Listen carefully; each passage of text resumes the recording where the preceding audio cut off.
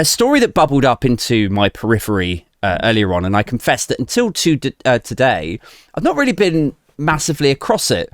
But it's the Sam Bankman-Fried trial over in the US. So this is the story of the head honcho of FTX, which is a crypto exchange, or rather was actually a sort of financial group by the end of it. So they had a crypto exchange, they had a venture capital arm, they had a hedge fund, and they had some other piece to it.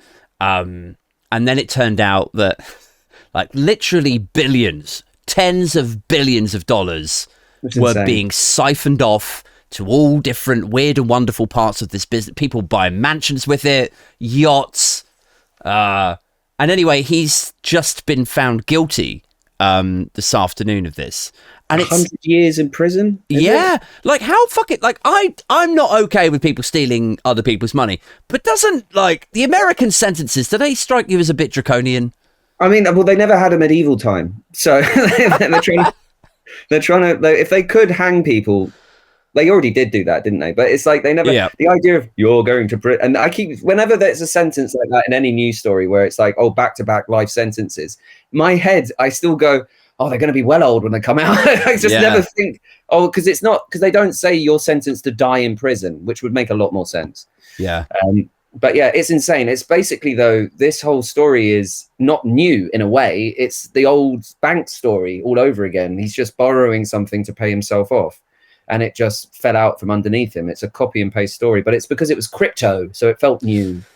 Yeah, it's sort of murkier than that. Well, I say murkier. It's sort of more depressingly predictable than that, because the write-up that I went into earlier said that actually this comes down to sort of Shakespearean themes, where this guy builds up this multi-billion-dollar company, and he gives a job to this girl that he really likes. And she's polyamorous, and he doesn't want to be. He can't. Well, she actually, by the sounds of it, she wants to get more and more of his time and get more attention from him. He wants space. He doesn't want to be like smothered. So he then pushes her away, and then she splits up with him. But then this split, the fact that they're exes, creates this tension, and he starts saying to her, "Look, you need to hedge our position against X, Y, and Z." And she doesn't want to take advice or orders from him anymore because he's humiliated her in her mind. And so she doesn't hedge.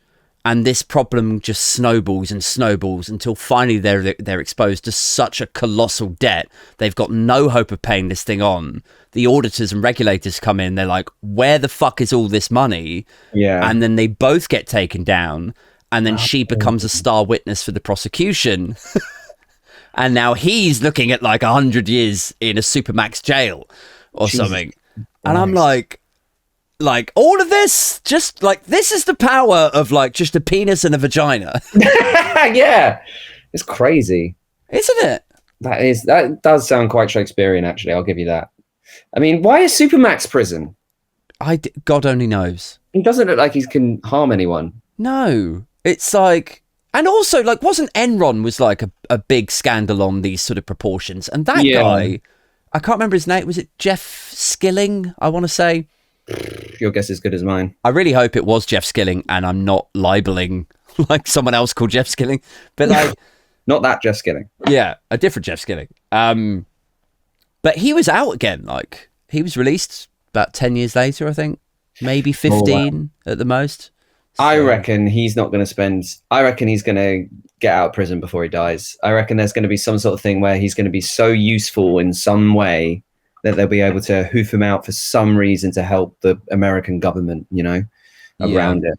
I mean, it depends who he's humiliated, really. Like, if somebody's... Like, if Chelsea Clinton, for example, had 4 billion locked up in an FTX account... and she lost it, and then Hillary becomes president, or so, like if something like that happened, he'd never get out. No. Jesus. But yeah, like how fucking wild is it? Like, so they had a fight, and now he's in prison for 100 years. Yeah. I mean, I thought some of my breakups were bad, Sam, but that's